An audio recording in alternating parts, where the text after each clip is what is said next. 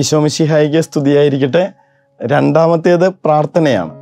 ഭക്ഷണം ഉപേക്ഷിക്കുന്ന ആ ഒരു സമയം, ഒരു ലഞ്ചിന് എനിക്ക് 1 മണിക്കൂർ എടുക്കുമെങ്കിൽ ആ ഒരു മണിക്കൂർ എൻ്റെ ഇഷ്ടങ്ങൾക്കനുസരിച്ച് പോവാതെ ആ സമയം ഞാൻ എൻ്റെ ഈശോയോടുകൂടെ ചെലവഴിക്കുമ്പോൾ, വചനം വായിക്കാനായി മാറ്റി നിർത്തുമ്പോൾ അത് പ്രാർത്ഥനയായി മാറുന്നു, ശരിക്കുള്ള ഉപവാസമായി മാറുന്നു. അല്ലെങ്കിൽ ഞാൻ എൻ്റെ ഇഷ്ടത്തിനനുസരിച്ച് ജോലി ചെയ്യാനോ കിടന്നുറങ്ങി വിശ്രമിക്കാനോ മൊബൈൽ ചാറ്റ് ചെയ്യാനോ സിനിമ കാണാനോ ആ സമയം മാറ്റിവെക്കുകയാണെങ്കിൽ അത് ഡയറ്റിംഗ് ആയേ മാറുള്ളൂ.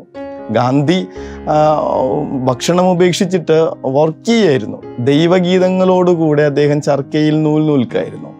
മോശയും ദാനിയേലും ഇങ്ങനെ ദൈവത്തിങ്കിലേക്ക് മനസ്സുയർത്തി നിന്നിരുന്ന ദിവസങ്ങളായിരുന്നു ഒരു ഭക്ഷണം ഉപേക്ഷിച്ച ദിവസങ്ങൾ. കർത്താവ് 40 ദിവസം തൻ്റെ പിതാവിനോട് കൂടെയായിരുന്ന 40 ദിവസങ്ങളുടെ ഓർമ്മയിലാണ് നമ്മൾ ഈ ഒരു ഉപവാസ ദിനങ്ങളിലൂടെ കടന്നു പോകുന്നതെന്ന് ഓർക്കുന്നത് നല്ലതാണ്. ഇങ്ങനെ എൻ്റെ ദൈവത്തോട് കൂടെയായിരിക്കുന്ന പ്രാർത്ഥനയുടെ സമയങ്ങളാക്കി, ശരിക്കുമുള്ള ഉപവാസ ദിനങ്ങളാക്കി ഈ ദിവസങ്ങൾ മാറ്റാൻ കഴിയട്ടെ എന്ന് പ്രാർത്ഥിക്കുന്നു. ഈശോ അനുഗ്രഹിക്കട്ടെ.